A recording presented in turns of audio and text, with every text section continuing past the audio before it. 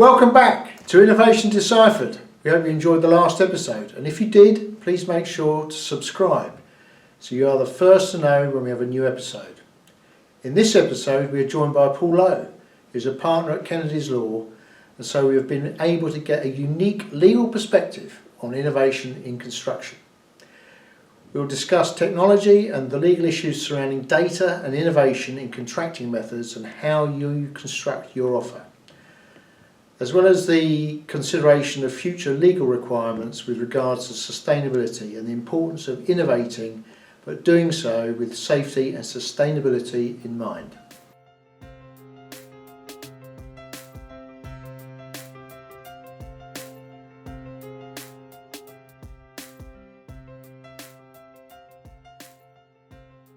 Well, Paul, I'm interested in hearing what you've got to say about innovation in construction, because I know obviously that's your special subject, particularly of course from your perspective from the legal side of things.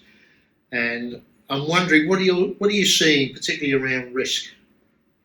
Thanks for asking questions, Tim, and thanks for having me on today. Of course, innovation is it's essential for the world I'm operating in, and there are a number of drivers to that. The financial drivers for that, the drivers around sustainability and net zero, and all of this filters through to how the construction world and its allied professions are going to have to change and innovate. And so there's quite a lot to get into there. I think perhaps a couple of initial thoughts for our discussion. I just want to pick off some of the things that was perhaps most prominent. So let's have a little think about some of the modern methods, construction, materials. I put that in the context of sustainability, because as a hot topic, we all know where we've got to go in not too distant future, and the regulation of the legal world which is pursuing that change. And so it's great to see the construction world being a little bit more open to do things differently, use of different types of computers, different types of technology on site, and materials as well. Now, look, I'm a lawyer and I deal in risk, and we don't like things that are particularly new because they're unknown, and they might pose challenges and different risks which we're not yet happy with. So part of what the legal world needs to do is to become a little bit more familiar and satisfied that when you start to adopt new technologies, they're going to be safe and they're going to be properly regulated. Otherwise, we end up with, you don't have to look too far to see some of the problems we've had in the last 6-7 years with technology and materials that perhaps were innovative at the time, but came with some safety concerns as well. So we need to get comfortable with that from a legal perspective. So just let me home in on one of those subtopics that you spoke about, is the technology on site, for instance. Now, some of the stuff I'm seeing involves gathering huge amounts of data, often about how people and plant are moving. Yeah. And there must be all sorts of legal issues that have had to be resolved or in the process of being resolved. Absolutely. I mean, there's so you touched upon the use of data, and there's huge amounts of data which comes out of live projects, and so part of that is keeping that secure, and part of that is filtering it to what you actually want to use, and that's going to be helpful on any given basis. From a risk perspective, I think that the key thing is, how do you secure that material, how do you deploy it, and how do you make sure that it's not put to use by people you don't necessarily want to get access to that type of data on a live project. I'm particularly interested in how that features into risks and claims, and how the material might ultimately become useful in the course of a dispute, let's say, how it might be deployed. Now, the legal world is sometimes a little bit slow to innovate, and particularly the regulatory world. And there's lots and lots of data protection regulation out there. I imagine that probably comes as something as an incumbent, perhaps, to people on site to be fully understand and how the data can be maintained and used. Now, I guess perhaps not. But the lawyers like to think about things through very black and white lenses. And really, I think the reality is risk on site isn't quite as black and white as all that. So I think the legal world perhaps has a little bit of catching up to do, Tim, before we we're quite ready to be quite as innovative as some of our clients are. Are you seeing that geolocation data being used now in claims? I think we're probably a little bit away from that just yet, and I've not seen that type of material being used in that context just now. But it's it's only a matter of time. Can only be a matter of time. Yeah, absolutely. Because what it will give you is precise data about what was being done at a particular point in time. And once upon a time, I was trawling through site records and looking at what's happening in meeting minutes. And if we can be less subjective and more precise, absolutely, that type of material will be essential. It will enable you to say on a day-to-day basis what was being done minute by minute. And that's the challenge then is how does that become manageable? Because there's so much material. And as I say, I'm not sure the legal industry is quite yet at the stage where we can deploy that. When I've been out of contracting for some time, but I did spend all of my formative years in contractors of one type or another. And I've often considered, surely now with the modelling that's available, contractors can say, I can prove this is exactly the best sequence to pile that site. And if we don't get access so that the machine can follow this particular path, it's going to be less efficient, and therefore we want some recompense. Have you seen that yet? Yeah, but look, there's programming sequencing is still, dare I say, a bit of a dark art, and you will find that any number of experts will have different opinions as to the route which ought to have been planned, and when you have variations on site, how to impact programs. So I do think, as I say, that if we have specific data points available, it just makes that whole process ex post facto easier. You can point on a day-to-day basis. Well, this is what's happening here, and I can prove it because we've got this range of data which will demonstrate what's happening at that point in time. And so I think that will be increasingly important. It'll be important to capture that, and in due course important to be able to measure it and deploy it. But as I say, I think that's still a relatively embryonic phase in its development, particularly in the context of risk and construction. But there's no question it will become more important as time goes by. Yeah, I'm certainly will. And it's very. Yeah, I can see the likelihood of innovation in contracting methods. I don't mean actually the physical methods, but how you construct your offer and how something is procured. Yeah. It's going to go through a profound change. It becomes a differentiator, doesn't it? So the contractors will be. You already have to show how your innovation to be able to win jobs. And it's just going to become more important. It links into what we said about sustainability. How do you make a project carbon neutral? And that is, it's a critical question which is being asked on all new projects. You have to be able to demonstrate that. And so that's what I'm saying about innovation, particularly when it comes to using new materials, because we have to, at the same time as this compulsion to get on and make sure that we're doing things in a low carbon way, we have to make sure that we're minimising the risks associated with it. And look, from a legal perspective, there's a whole load of new stuff coming down the line. So you'll be very familiar with the Building Safety Act and some of the things that's doing at the moment. It's introducing, amongst many other things, a construction products regulator, which will take a much closer eye on the types of products which are being deployed on projects. And there's substantial enforcement tools available to that regulator as well. So if materials don't prove to meet the relevant requirements, then they won't be used, and there can be other sanctions.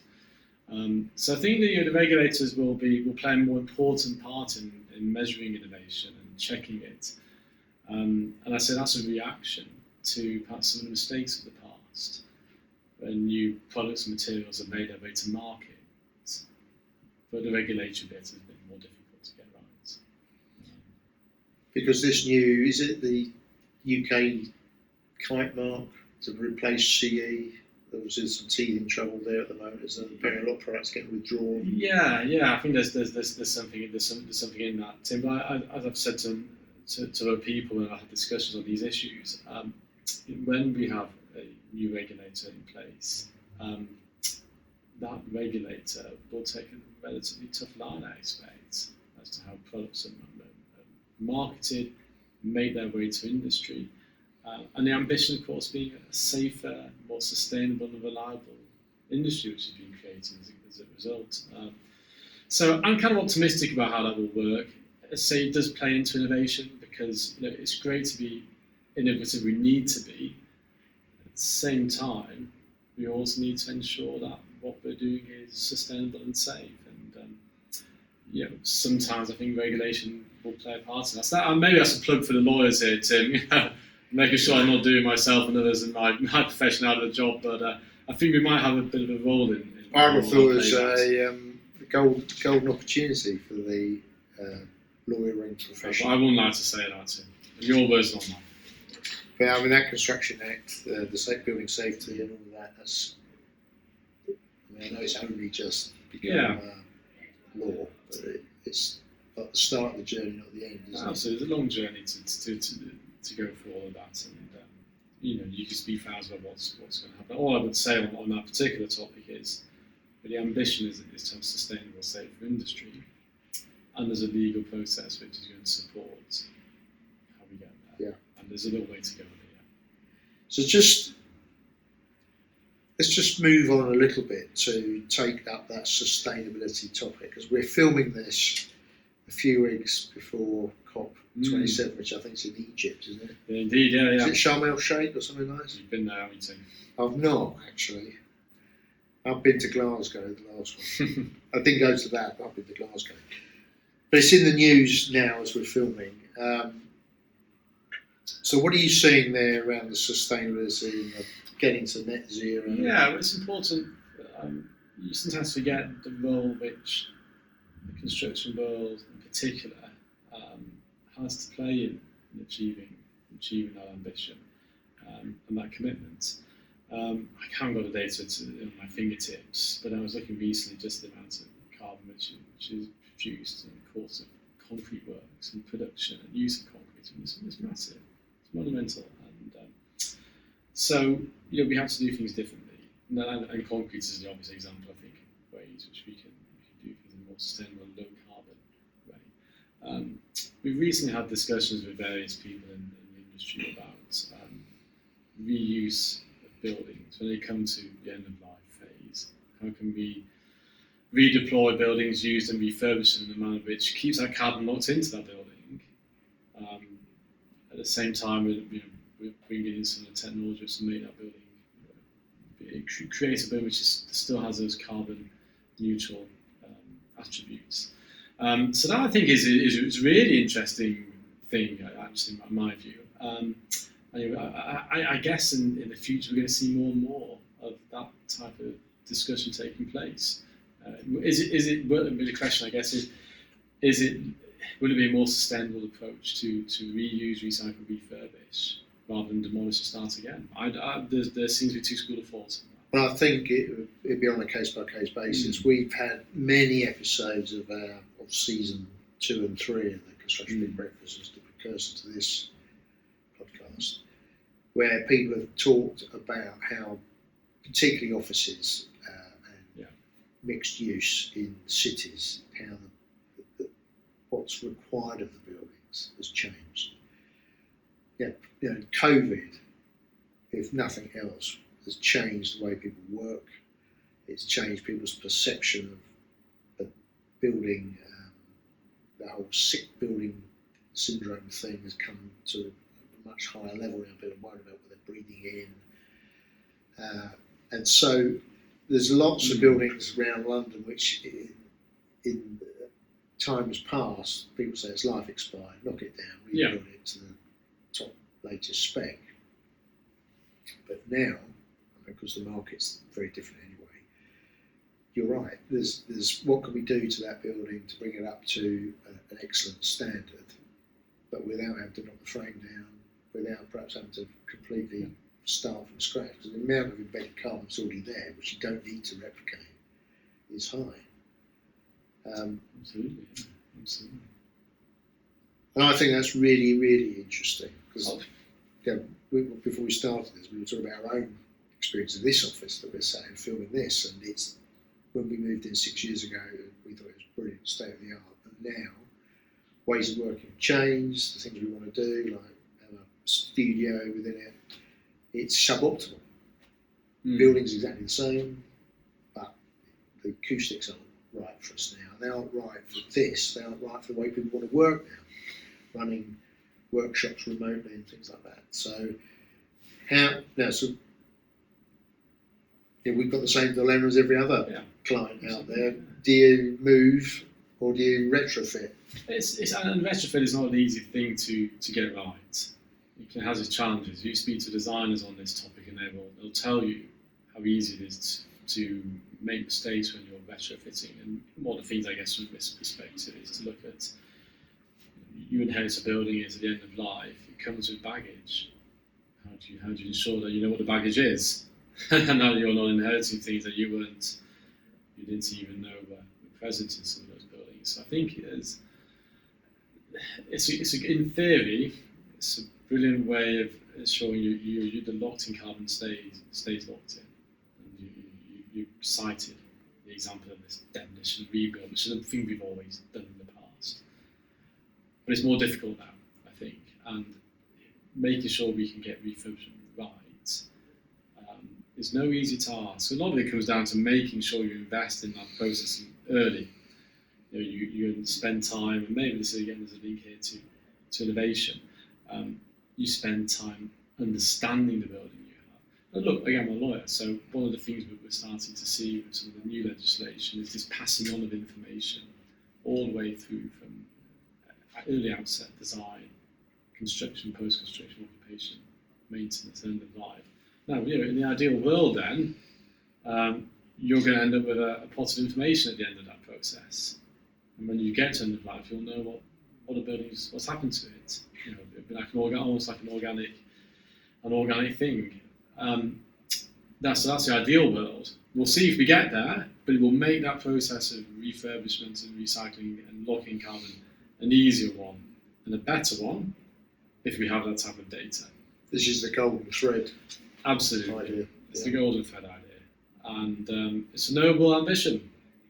And I'd be very keen to see, and I think everybody would be very keen to see that working with design. I know we've got a few enthusiasts for that in our business, so that it's a hot topic of conversation. And of course, it's not only having the data, but ensuring that it hasn't been tampered with. Yeah, all this, people talking about blockchain and all sorts of things. You just need the integrity of what's there. It's the integrity of the information you inherit. But if you're thinking about this and touching on sustainability, if you're thinking about it from that perspective, absolutely key that you know what you're inheriting at the end of life in particular, because otherwise it makes that process more difficult, more risky, and you end up employing people like me to fix it for you, which is not something you want to be doing on a regular basis. Now, just coming on to that, Paul, we've spoken about innovation in construction and how that impacts on technology deployment and sustainability now, and trying to get the net zero and the golden thread and all those sorts of things. But of course, from a lawyer's perspective, there's sort of two types of things you get involved with. Is either contentious or non-contentious. What about innovation around lawyering itself? The one I've heard about, obviously there's AI and machine learning. I've heard of something called e-discovery.